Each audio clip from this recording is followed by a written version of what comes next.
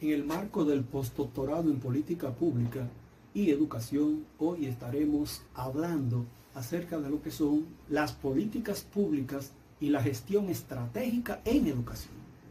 Debemos señalar que al abordar la categoría de política pública, esto tiene que ver con el conjunto de acciones que se diseñan desde el Estado con el propósito de focalizar respuesta a problemática que padece una población, a una urgencia dentro del Estado.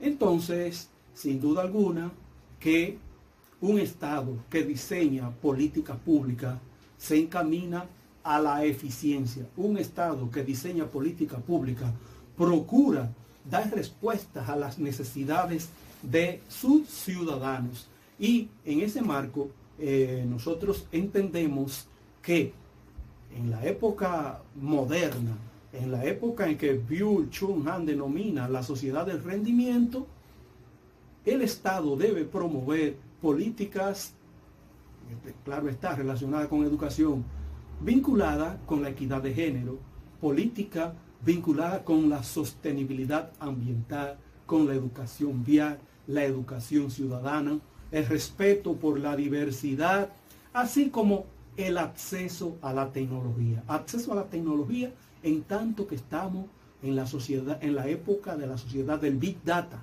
en tanto que estamos en una sociedad hiperconectada. También el famoso filósofo mencionado ya, Byung-Chul Han, habla de infocracia.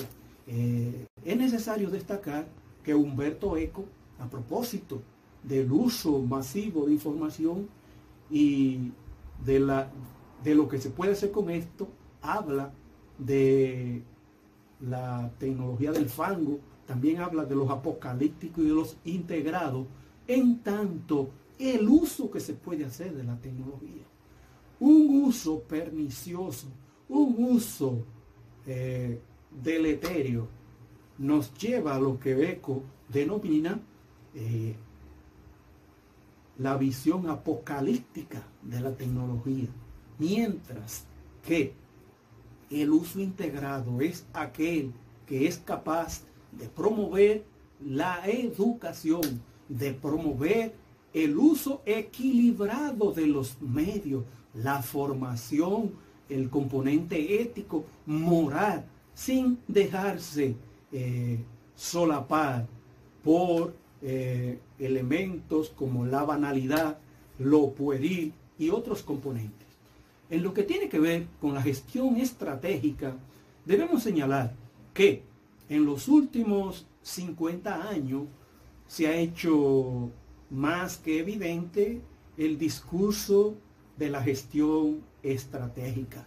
Es bueno decir que ya a principios del siglo XX, por ejemplo, Max Weber hablaba desarrolla su teoría de la burocracia para destacar cómo elementos jerárquicos, tanto en instituciones públicas como privadas, hacen posible el funcionamiento de estas entidades. Por otro lado, el gran empresario y estratega Henry Ford en los Estados Unidos puso en marcha una estrategia de promover el desarrollo de los recursos humanos, y inclusive esto se ha convertido en lo que se ha denominado el Fordismo, una estrategia de promoción de los recursos humanos dentro de la empresa, una estrategia que procura la identificación de los trabajadores con el capital empresarial. Pero hace 50 años atrás, con la emergencia del neoliberalismo, viene el acoso hacia el Estado, el acoso hacia la educación. Las políticas neoliberales procuran recoger la función del Estado, limitarlo a funciones específicas. El neoliberalismo construye una narrativa, una discursiva, donde el Estado solamente debe intervenir en aquello donde pueda ser eficiente, y que todo debe dejarse mover por el libre cambio, por el libre juego de la oferta y la demanda. Y esto, sin duda alguna, que va robando la capacidad de los seres humanos, porque en el libre juego de la oferta y la demanda, todo se convierte o se traduce a dinero, a consumo. Y, por ejemplo, Zygmunt Bauman dice que en esta nueva sociedad de consumo, entonces es el consumismo equivalente a la felicidad. Debemos señalar que Peter Drucker, en su excelente texto La sociedad postcapitalista, introduce la idea de sociedad del conocimiento. Lo propio, otro pensador norteamericano, Daniel Bell, en su texto La sociedad postindustrial, también establece grandes diferencias entre lo que fue la sociedad industrial y la sociedad del conocimiento. Según Daniel Bell, la sociedad del conocimiento ya rompe las viejas contradicciones entre el patrón y el obrero. Ahora ya no se va a gestionar un producto tangible. Ahora se va a terciarizar la sociedad. Ahora se va a trabajar con conocimiento, con gestión del conocimiento. Y dentro de ese contexto, una gestión estratégica en educación no únicamente va a trabajar con gestionar el conocimiento, con gestionar la información, con gestionar los recursos humanos. Dice, por ejemplo, el sociólogo francés Pierre Bourdieu que en esta sociedad se gestiona el capital cultural y que en esta sociedad el ser humano asume una dimensión de homus académico, un ser humano que está en continua transformación y búsqueda del conocimiento, que dicho sea de paso, se gestiona de manera rápida, acelerada.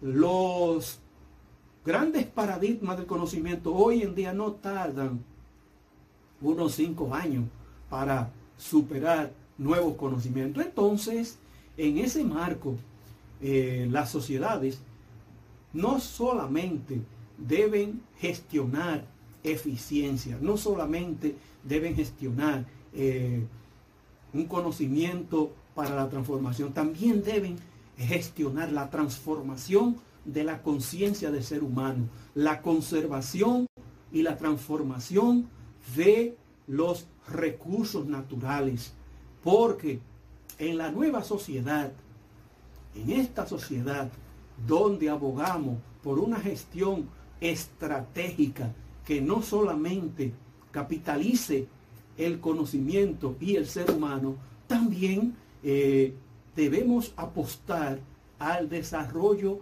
de la ciudadanía, porque el desarrollo ciudadano implica compromiso con los valores de la democracia. ¿Cuáles son los valores de la democracia? La tolerancia, el respeto por la diversidad, la transparencia, que son elementos que se procuran dentro de esta nueva sociedad.